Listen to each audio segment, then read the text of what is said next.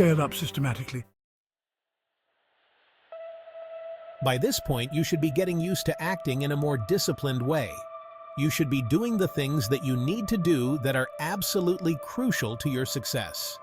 You have probably gotten over your fear or insecurity about the things that you normally would stay away from. Congratulations.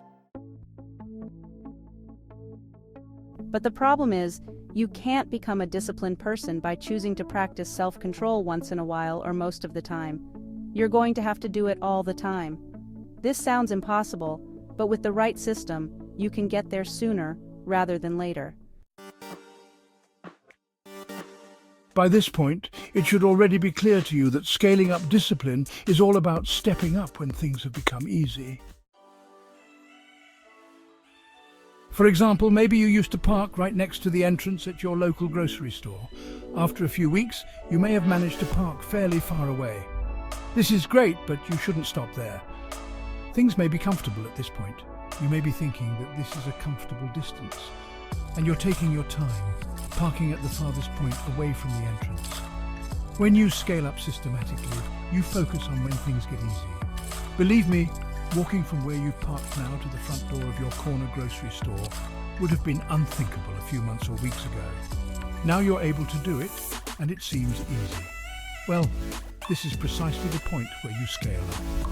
Once things wanted become easy, you then scale up and decide to park farther and farther away. Your cue is when things become easy.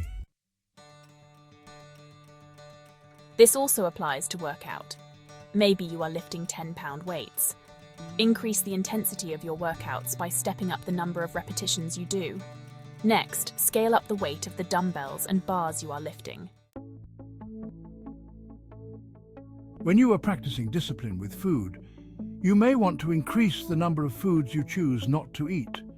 For example, if you started out by consciously avoiding bread, rice, mashed potatoes, or any other high-carbohydrate food item, you might want to increase the number of foods you're staying away from. Similarly, if you are practicing discipline by reading lots of books, try to increase intensity by reading more difficult books. These are fairly easy to find. Lots of books out there take a lot of effort to read. Add a few more of those titles to your weekly reading list. Get used to them. Once you become comfortable with them, add more titles. Finally, if you're trying to step up your personal discipline by hanging out with toxic people, spend more time with very difficult people. People who are very hostile and with bad attitudes, and overcome your personal reservations against them. Sometimes you have to immerse yourself with really problematic people to achieve a breakthrough. You also might want to scale up volume. If you are trying to practice discipline by reading, increase your word count. If you are at 10,000 words per week, once things have settled down and you have gotten used to reading that many words, step it up to maybe 15,000 or even 20,000. It all depends on what you're comfortable with. Also, if you are hanging out with very difficult people, increase the amount of time you spend with them. This goes a long way in helping you control your emotions and help you become a less reactive person. Scale-up scheduling. If you're using your current daily schedule to become a more disciplined person, you can scale things up by sticking to a narrower window to an hour time frame in which to cheat.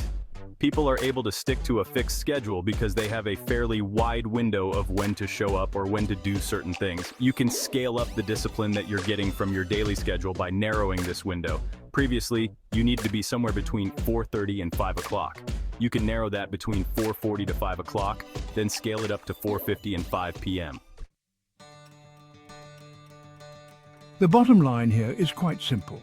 You need to increase your discipline and patience by constantly challenging. It really all boils down to knowing when to scale up. Personally, the most effective approach based on my experience is when things get easy. That's when you know you've achieved a routine. That's precisely what you need to break out of, because it's very easy to feel like you can coast.